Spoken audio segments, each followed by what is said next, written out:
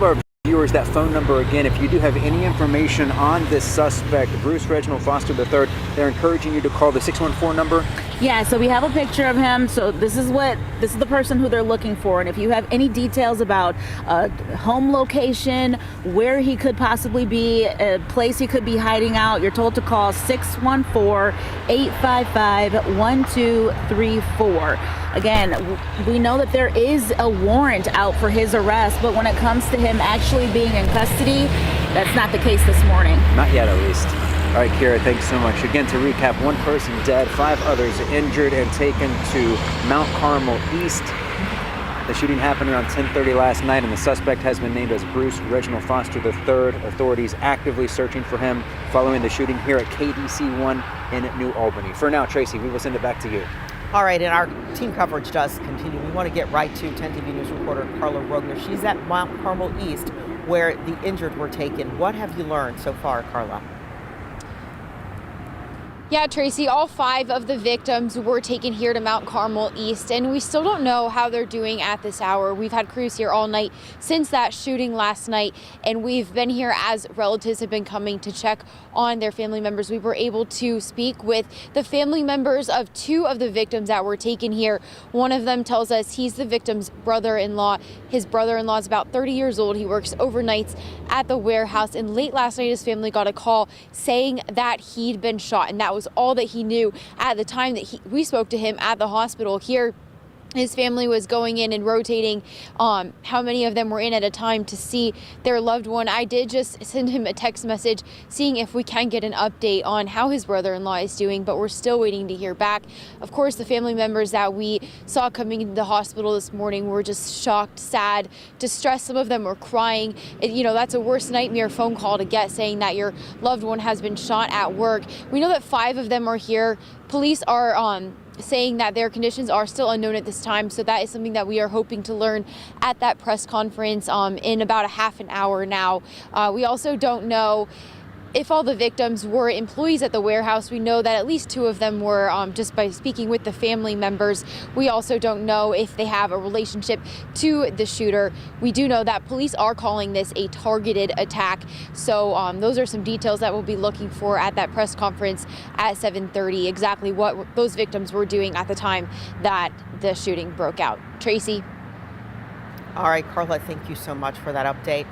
Also, this is just coming into our newsroom within the last hour, a second shooting less than 10 miles from that mass shooting in New Albany. This is video from the scene earlier this morning. We want to get to that video if we can. There it is. 1 person has been taken to Mount Carmel East after being shot at a home on Havens Corner Road in Blacklick. Franklin County Sheriff's Office tells us that 1 person is in custody. The dispatchers say this was a domestic dispute. We're also getting information from the Franklin County Sheriff's Office that the victim in this one, shot in the hand, expected to survive. We're also learning that we're confirming this shooting is not connected to the shooting in New Albany. This is a separate incident. All right, we're at 7:07. We want to get you your forecast. Dylan Robichaud has a weather alert. Hey there, good morning. Yeah, just within the past 2 hours, we have issued a 10 TV weather alert for tonight. The reason why is that now the models are agreeing that we will see some freezing rain developing. So here's what you can expect. Between 7 and 9 o'clock, we'll be looking at some freezing rain developing here. I think mainly north of I-70 will be the predominant areas that we see impacts, and this is really important. With road temperatures sitting above freezing, I'm not expecting to have icy travel through tonight, at least not in central Ohio. Northern Ohio could be a different story. As we get a look here at 8 o'clock in the evening, again, north of I-70 dry, 8 o'clock though, down to the south though. Look at these pockets. Look at these dark purple blotches that you can see on the map. That's some freezing rain that we're looking. By 11 o'clock, it's already middle and upper 30s. And so areas down to the south, if you do get any icing, it melts so quickly because we warm up. Then as we head towards 12:30 in the morning, we're going to be looking at eventually switching over to all rain. By 3:30, we are tracking some darker yellows and oranges on the map, definitely tracking some heavy downpours. And then as we head towards 5:30 in the morning, we can kiss this goodbye. The majority of tomorrow is actually pretty dry, as you'll see right now as we get a look at the 7-day in just one moment. Ice potential, just a few 1/100ths of an inch. So this is not going to knock down trees. It's not going to bring down power lines or anything like that. We just want you to be fully aware as we head into tonight. As we get a look here at the 7-day forecasts, again, for today, you'll notice that as we go ahead and take a look at your Wednesday forecast, we are going to be looking at the freezing rain developing later on tonight. I'm thinking between about 7 and 9 o'clock. But for the majority of the day, we are looking at cloudy and dry weather. And then as we get a look here at your forecast for tomorrow, the whole day is not going to be a bust. 8 o'clock in the morning, tracking clouds and showers. By 4 o'clock, we start to kind of warm things up and things begin to improve. Then as we head towards Sunday and Monday, we are dry, tracking the threat of snow heading into Tuesday night, potentially into Wednesday of next week. It is time now to check in on the roadways. Amy, how are we looking out there right now? Right now, things moving along not too bad. Let's take a look at our map. You can see we are completely in the green all across the metro, so no major crashes. Of course, though, we are watching that situation out in New Albany where police are still on scene. Just to give you an idea, this is north of 161 Beach Road, both directions. Expect to encounter crews really between Innovation Way to Jug Street in both directions. Again, traffic still flowing through there. It's not closed, but definitely still a little bit restricted. Use caution as you commute through that stretch. Taking a look at in New Albany on 161, there are no problems on the actual interstate. Eastbound lanes clocked right at 68 miles an hour. And as we take a look on the southeast side, a little bit slow coming in on 33 near Canal Winchester. You can see westbound lanes clocked right at 35 miles an hour. So a little bit slower through that stretch as you're coming in on the southeast side. You can see that in that bottom right-hand camera. Take a look at that live view from Gender Road. Westbound lanes definitely bumper to bumper here as you head out the door. Upper right shows you 161 out in New Albany, right at that 62 exit. Not looking too bad over on there, over in that direction. 270 right at Dublin Road, also picking up on the north side, and 71 right at Frank Road, traffic flowing nicely into downtown. So really just that one busy spot that we're watching here this morning. We'll keep an eye on it, and if any major crashes pop up that will slow you down, we will let you know. Tracy? Amy, thank you. We do want to turn back to the breaking news coming out of New Albany right now. Here is a picture of the man authorities say they are looking for. This is Bruce Reginald Foster III. You are being urged to call police if you see him. As you see, he stands 6 feet tall, about 175 pounds, brown hair and eyes. Police still looking for him, Bruce Reginald Foster III. Here is a look at where the shooting happened. And we are really just showing you this so you have that perspective if you are just joining us. This is in New Albany. This is a facility called KDC-1. And you can see its proximity there in New Albany to 161 and some other locations there out in that area. We also want to recap what we know about the situation. 1 person is dead, 5 people transported to Mount Carmel East there with their injuries. The search continues for the suspect. 150 people were estimated to be in the building at the time of the shooting. If you have information, call New Albany Police at 614-855-1234. Our coverage continues after the break.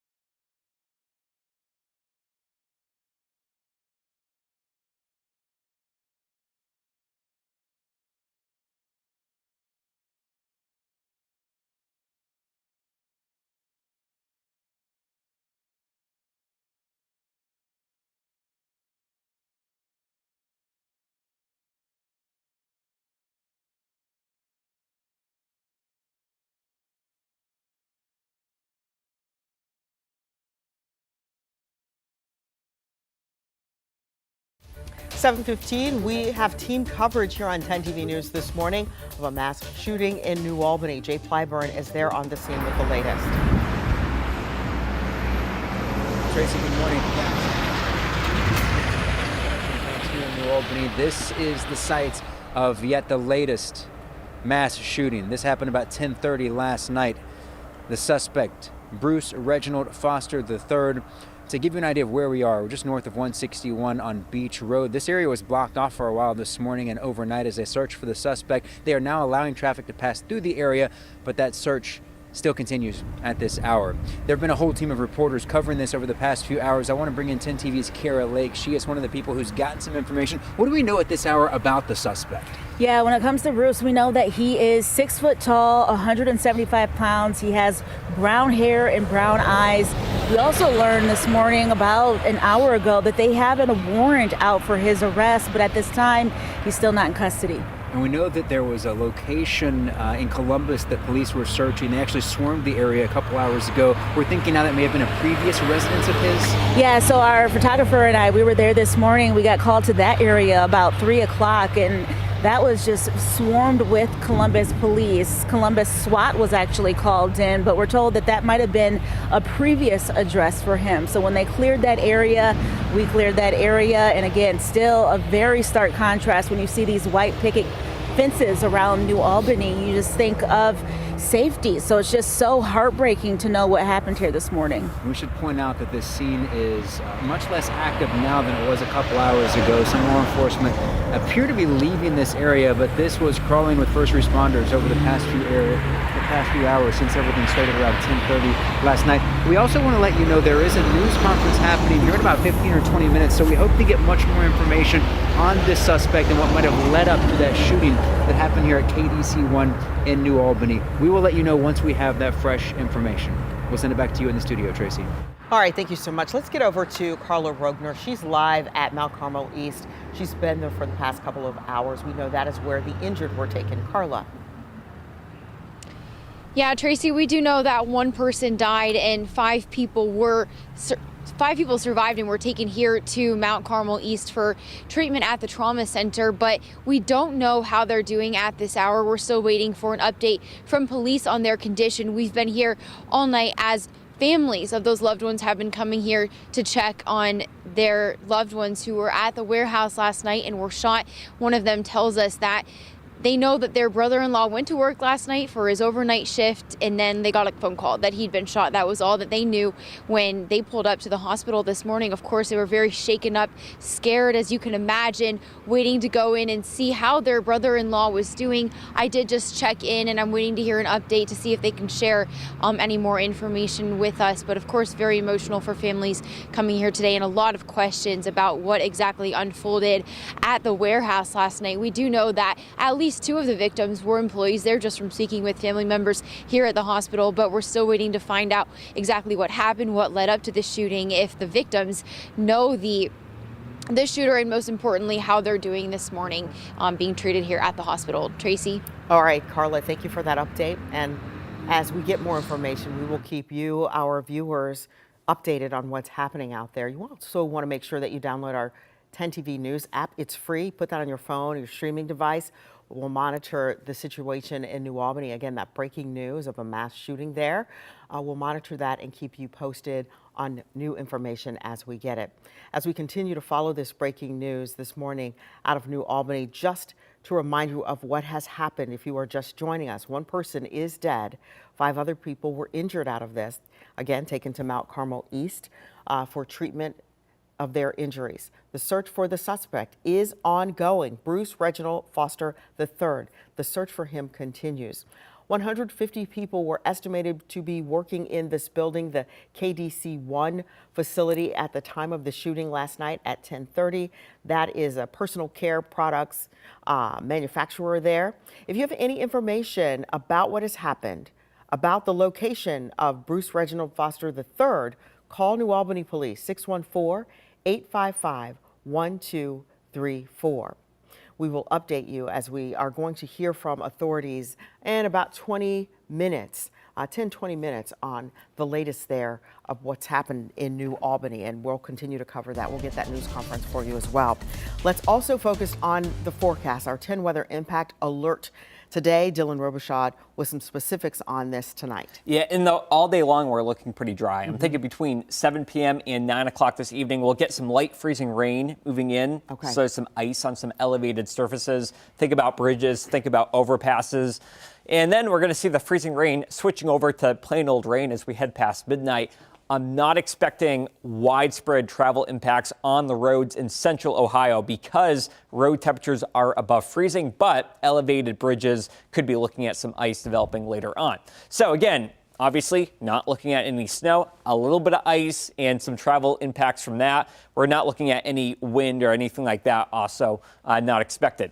As we head towards 8 o'clock this evening, again, the purple on the map, that is that freezing rain. Notice that as you head north and east of I-70, we're not really looking at much, but these darker orange blotches that you see from Coshocton up to Mount Vernon, these areas north of I-70 could be looking at some actual ice accretion, whereas areas down to the south, you guys just warm up so quickly that I'm not expecting much in the way of ice. Now, as we get past midnight, look off down to the southwest. Now we're getting in on some heavy downpours. You know, before the sun comes up tomorrow, could be a flash of lightning, could be a rumble of thunder. As we head towards sunrise, we kick this to the curb. By 6 a.m., this is already winding down. So if you wake up late in the morning, you know, you'll be like, what storm? Because a lot of it's actually going to happen as we head overnight tonight.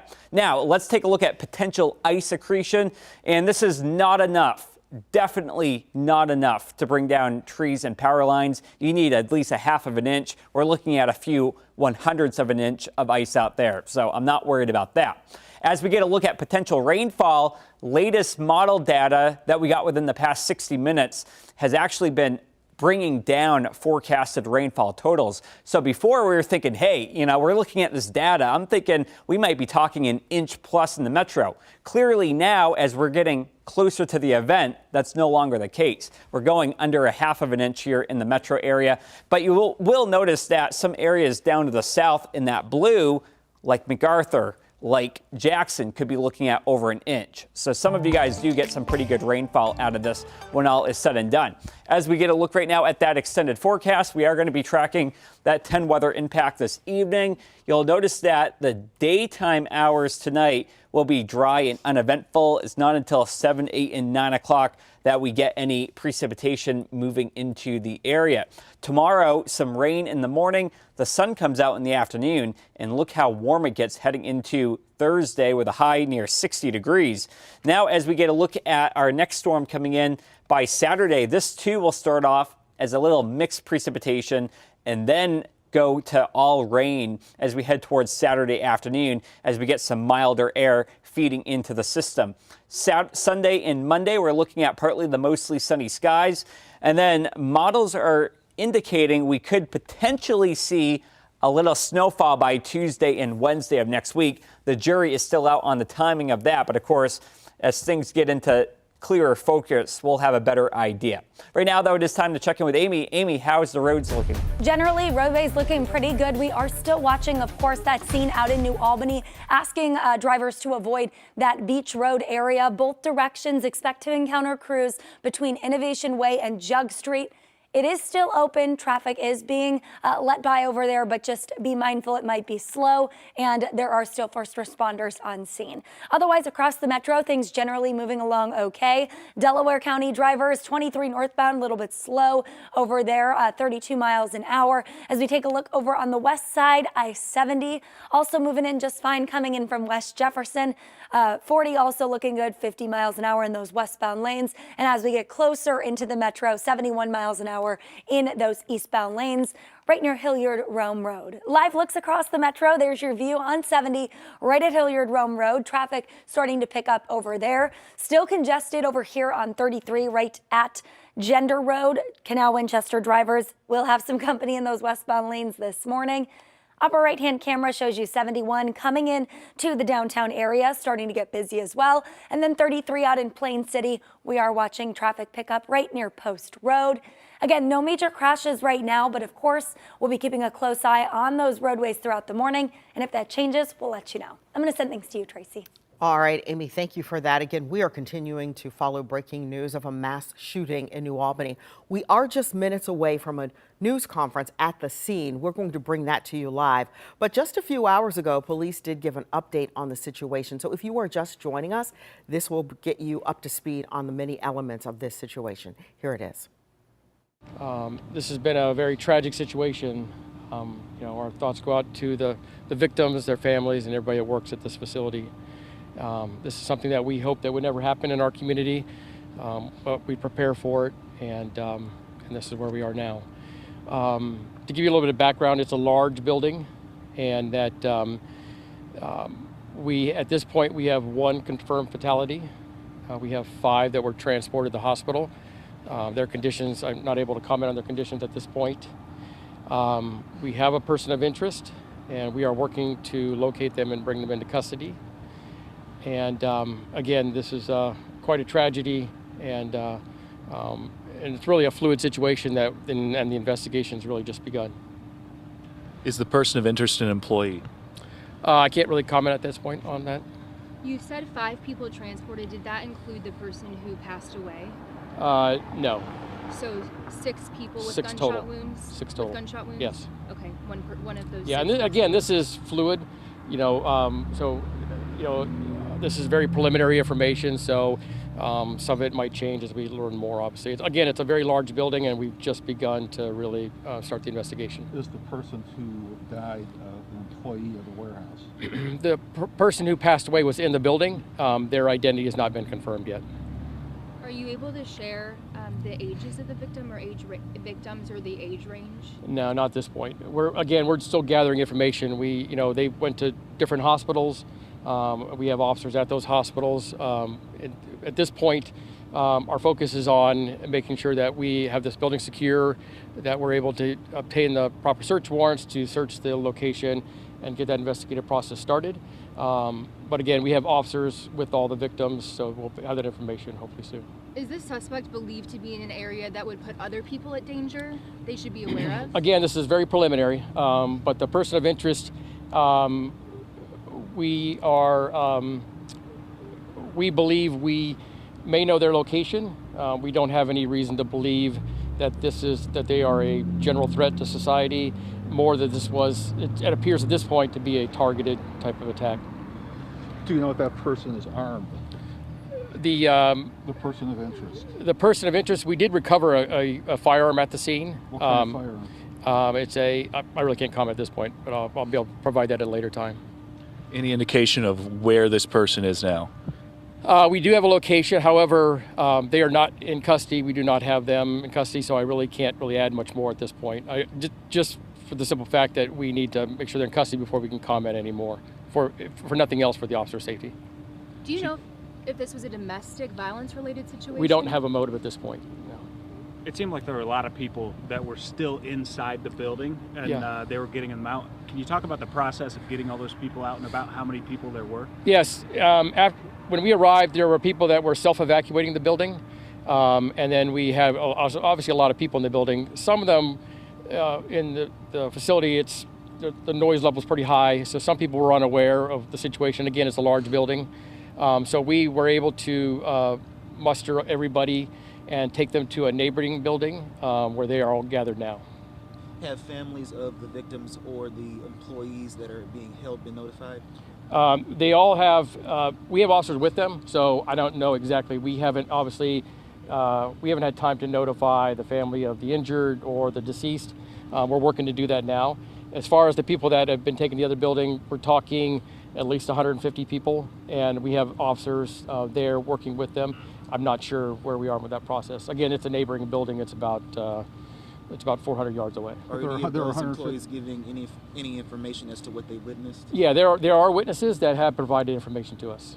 Can you explain where this took place in the warehouse? Was it in a very open space, a closed off area? I don't have that information. I know that. All right, we are going to go right out to New Albany right now, where there is a news conference with an update. The police chief and the mayor of New Albany now talking.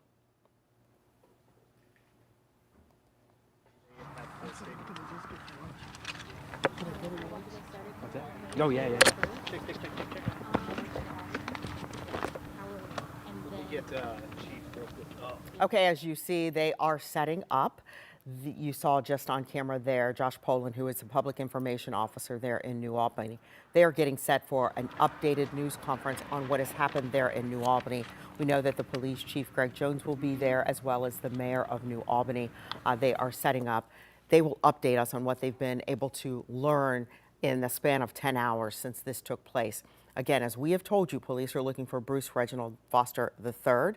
He has brown hair and brown eyes, and I am getting a cue that they are ready. They're talking.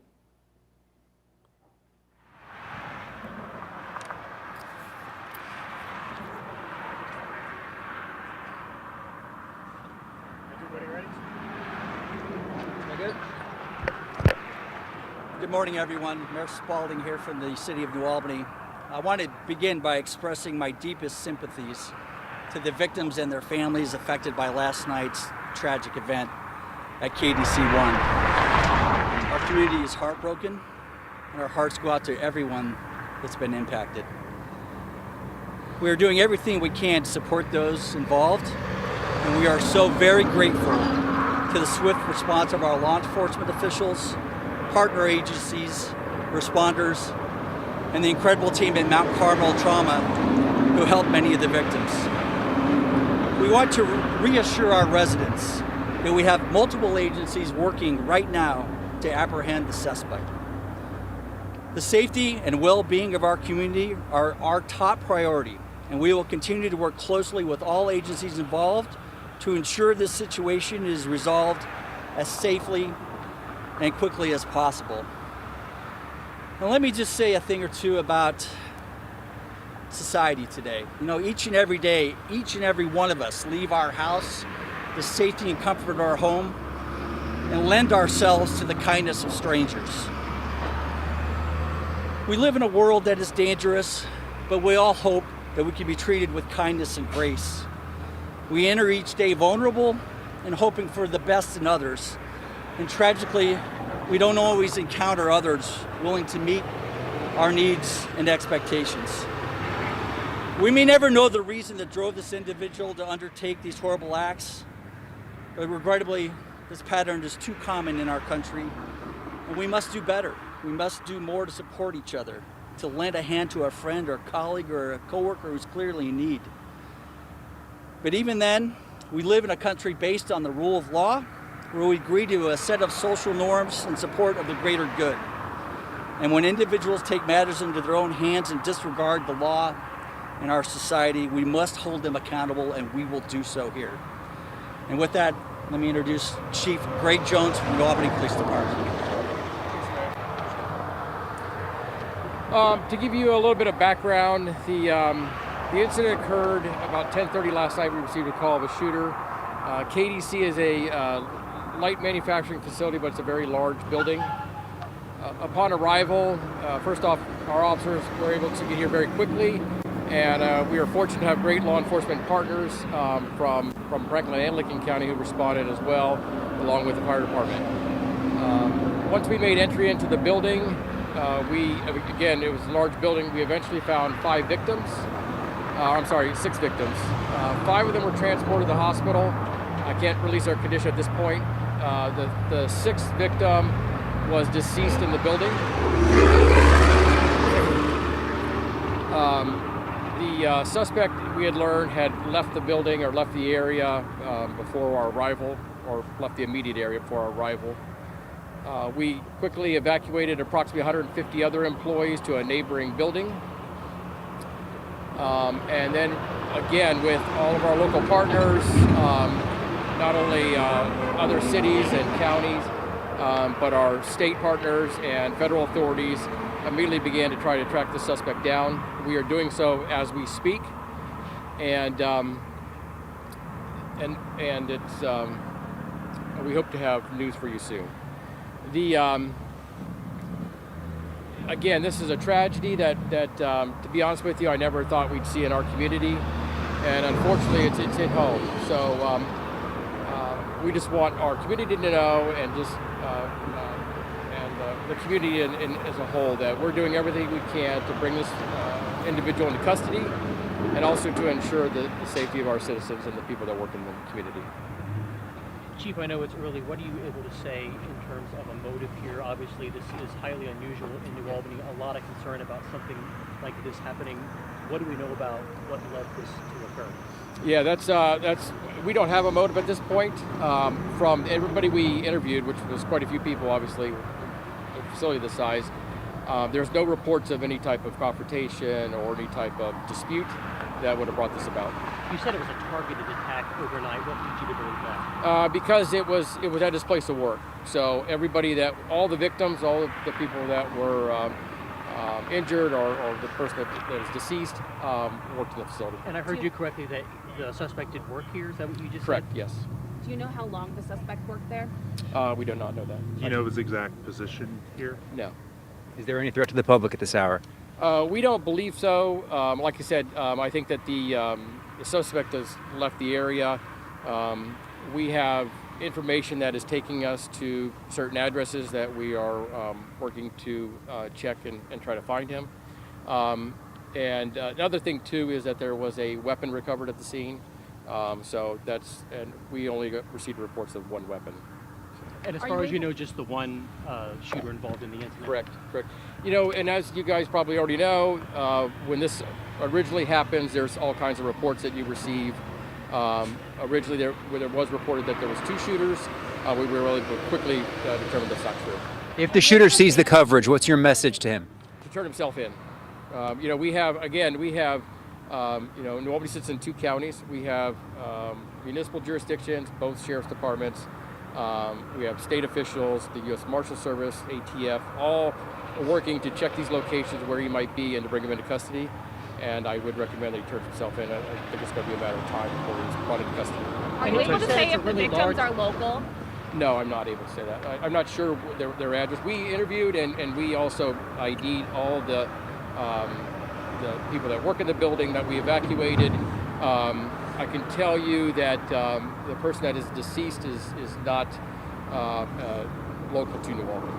This is a large facility. I know it's early in the investigation, but can you give us any sort of sense of how this took place? Was he scheduled to be at work? Did it prevent? Did he come into an area he not normally is in? What do we know about this circumstance? So he had been at work for some time when this occurred.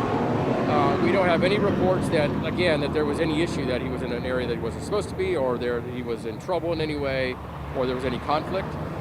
We have not to say that there wasn't something, but after interviewing everybody we have and supervisors of the company, we don't have any reports of anything like that. Any victim update? What's that? Any victim update right now? Yeah, unfortunately I can't give that to you right now. We can follow up and provide that soon. Can you provide any details on males, females, how many injured in regards to that? As far as the victims go? No, Yeah. I don't have that at this point. Can you share information about the security at this building? What type of measures there are? Do people have to scan in? Are there, metal detectors when people go in the building?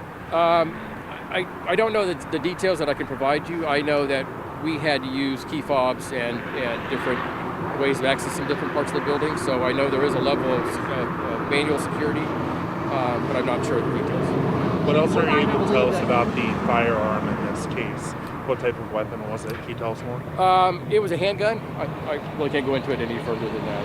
And again, our partners at the federal government, ATF, has responded and are helping us track that firearm. Can you provide any updates on the suspect search? I know there were several scenes earlier today. Can you talk about that any further? As far as the suspects look, yeah. So we,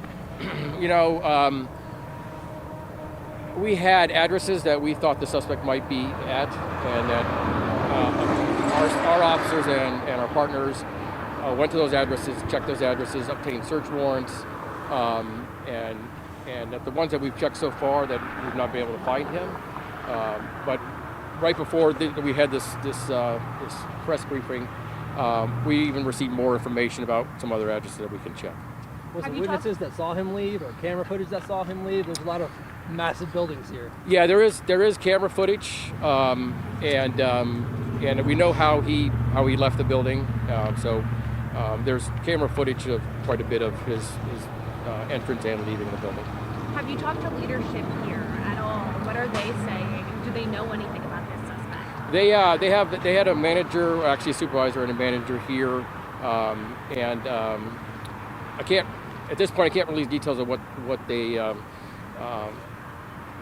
their characterization of him as an employee. But they did say that nobody here noticed any type of confrontation or anything that one might expect that triggered this. And this is an earlier shift? What's that? This is the end of a shift or middle of a shift? No, this was, he had been there for several hours. I'm not sure when his shift ended, but he had been there for several hours before this occurred. How are you doing, Chief? Good. You know, it's been a long night, but I'll tell you, it's not me. It's particularly having to break the news to a family member of the family that lost somebody last night, and to the staff who I'm sure is traumatized, and to all the police and fire staff that have been out here all night working on this. So, but they're doing a great job, and they're truly professionals. The staff at this facility, have they been allowed to go home, and how are they doing? Yeah, so the facility's closed. It's a crime scene. Right now it's a large facility, so it's going to take, I don't know, it could be like 12 hours before this scene is actually processed. We have BCI, and they brought out a tremendous amount of staff and resources to help process the scene. But the facility's closed, and it will be for some time. And as far as the employees go, I'm not sure how the company notified them not to come into work. Yeah, as I said, about 150 people were working in there, so I'm not sure how many they expected to come in the next shift. A question for the mayor. You both mentioned that this was a tragedy you never thought you would see in this community. How do you believe that the community will rally together during this time of struggle? Yeah, in New Albany, we're a very tight community, and everyone will bond together in a tragic situation like this. No one wants to have these types of mornings. And, I know an email went out to the school community this morning before students even got on the bus, talking about the situation, but also reaffirming that we're doing everything we can to make sure our community is safe. And I have a lot of faith in our community pulling together in this tragic situation. Do you plan on releasing any video footage from this area soon, or suspect vehicle information? So the suspect didn't drive, so and I really can't tell you his mode of transportation at this point. I can't release that yet, but there was not a suspect vehicle that we were looking for at the time. So we had a general description of a ride that he got, but the cameras, it wasn't of sufficient quality where we could get a plate, or if we can get things like a make and model. Or any clothes, anything that people would be able to identify him by this morning? No, I can. There probably is. I'm sure that we released another law enforcement agency. I don't have that with me at this point. We can check. So do you think that somebody helped him get away? I don't know that anybody knowingly. I don't think at this point, again, this is a fluid situation. We're only hours into this, so it's hard to say. A lot of this information, as you know, can change, but we don't have any reason to believe that anybody was an accomplice by helping him get here or escape. So you're saying he may have done this, ended his shift like nothing happened, got in the car and left? Is that kind of what you're getting at here? Pretty much, yeah. I'm not sure how close to the end of his shift he was at, because I'm not sure what his shift was, but he had been here for several hours before this shooting happened. He walked out casually like nothing happened? I don't know if I can characterize they're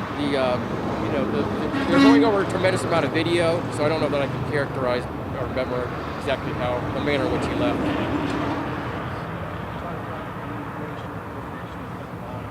I'm sorry?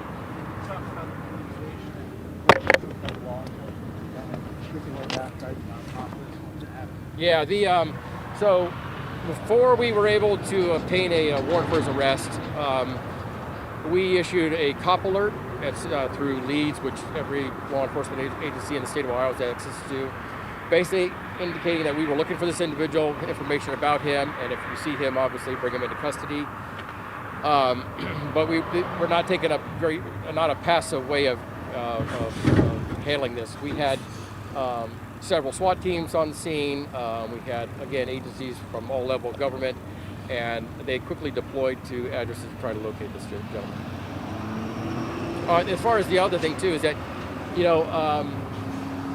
it was amazing on the number of agencies that responded, their level of professionalism.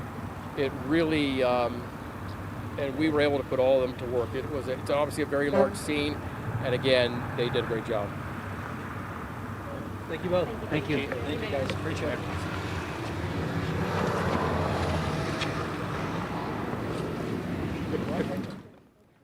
All right, you've been listening to a news conference there in New Albany involving Sloan Spalding, the mayor of the city of New Albany, and Greg Jones, who is the chief of police there. Some new information. Again, this is the mass shooting that happened at 10:30 last night. They got a call of a shooter. Upon arrival, they found one person dead, then 5 other people who were injured. They are telling us, the media, that they saw the suspect left that scene immediately. That suspect, Bruce Reginald Foster III, someone who worked there at the facility and apparently worked most of his schedule. Then they say the suspect, after the shooting, left that scene.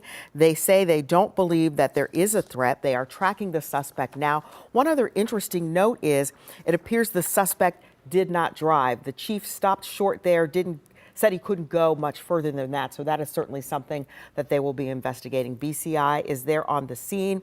The facility is closed for at least the next 12 hours as they are investigating it. It is now a crime scene. They are only looking for one person.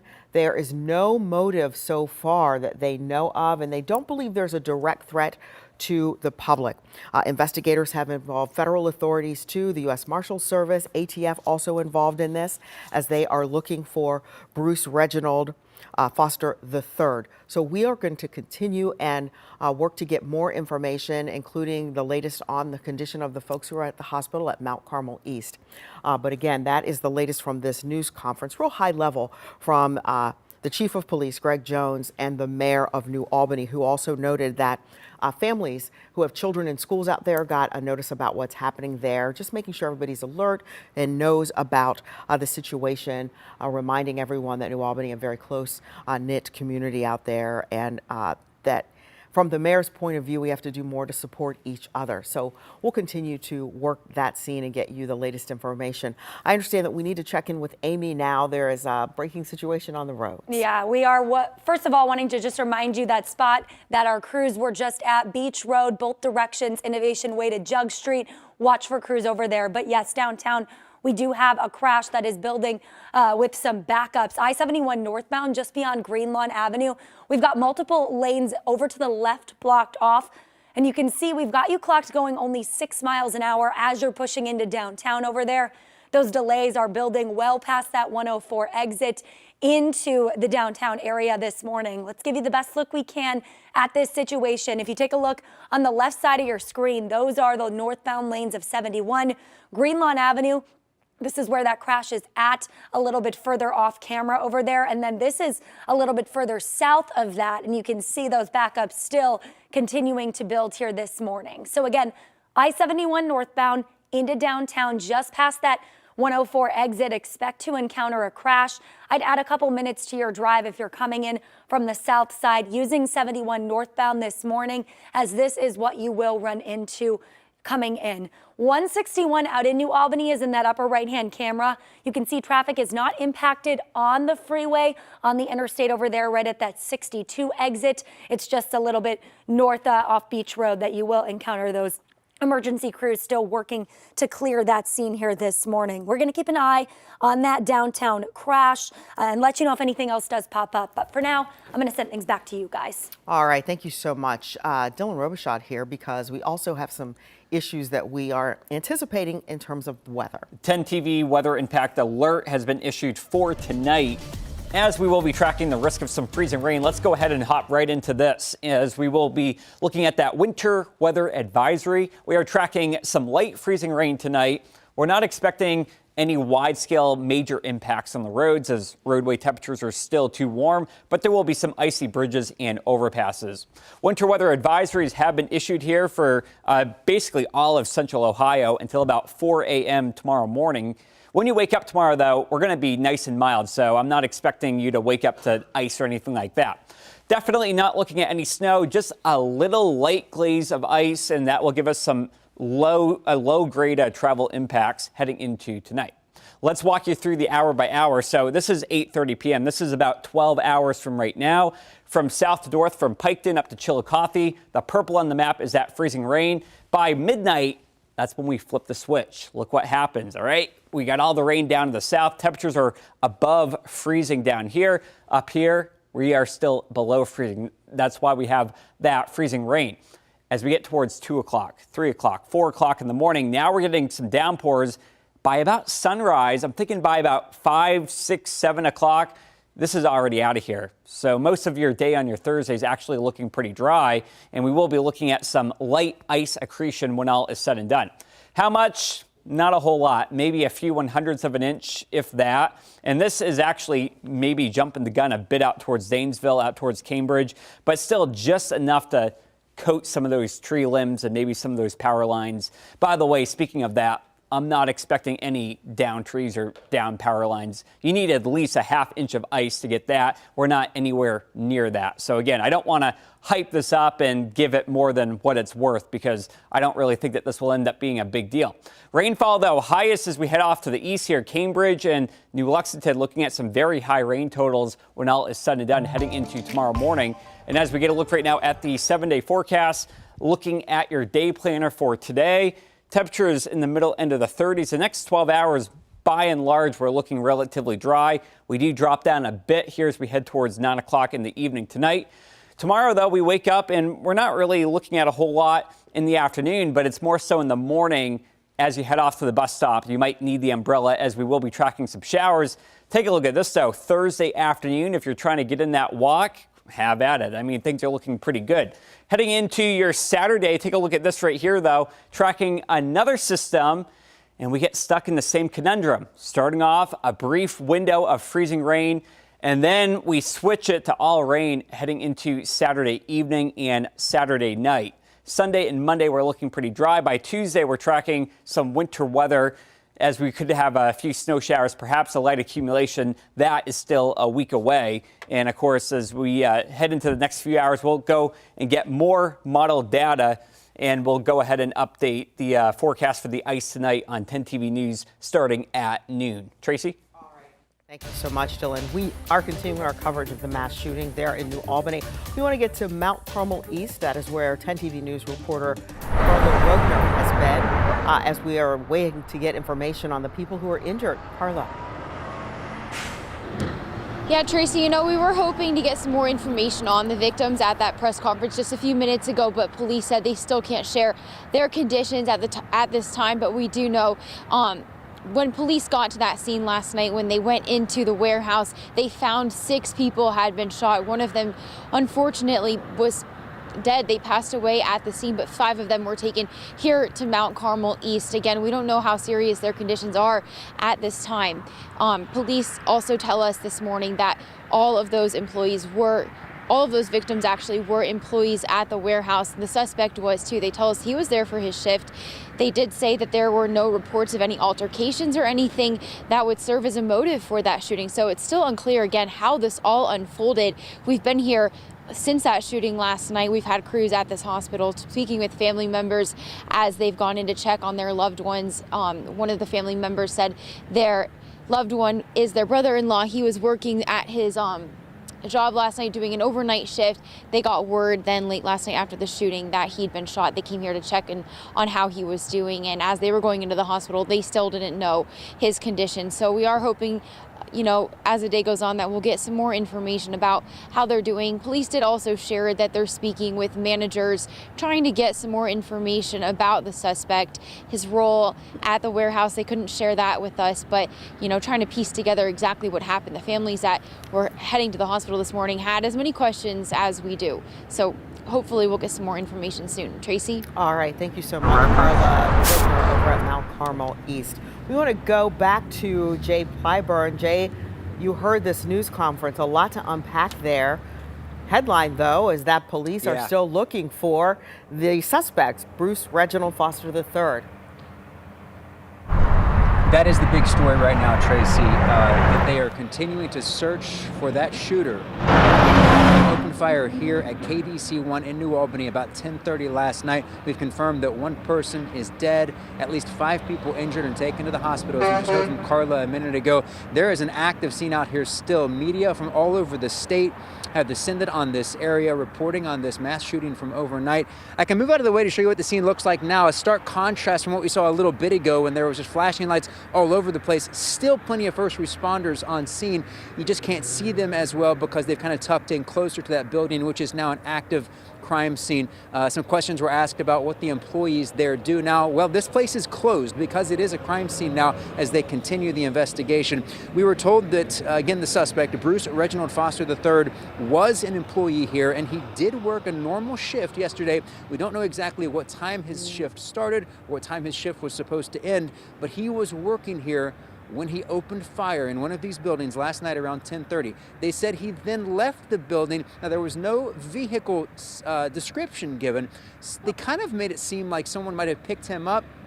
They did not reference this person as being an accomplice, but said he did get a ride away from here. So we don't know. Maybe he just hopped in a car with somebody else, or they're not naming an accomplice or saying that anybody else was involved at this point. We also know that there was no altercation that led up to this shooting last night. Again, this coming from the chief of police, who we heard from just a few minutes ago. No altercation. It didn't seem like there was anything out of the ordinary happening behind closed doors here at KDC1 last night when this man decided to open fire. Again, if you know anything about this person, Bruce Reginald Foster III, call police immediately. They are actively searching for him. They do maintain that there is no threat to the public, but he is not in custody, so he is out there somewhere. They did recover a firearm from the scene that they believe was used in that shooting last night, so they don't think he's armed at this point, but they admit they don't actually know. We'll keep you posted as we get more information. For now, back to you in the studio. All right, Jay Clyburn in New Albany. Thank you so much for that. We are going to continue our coverage and continue working to get you the newest information on this mass shooting in New Albany. We'll be right back after the break.